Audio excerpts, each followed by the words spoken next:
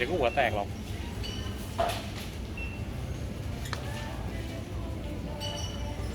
ป้องกันการแพร่ระบาดของโรคโควิดได้สำหรับความปลอดภัยของลูกค้าที่มาใช้บริการในประเทศไทย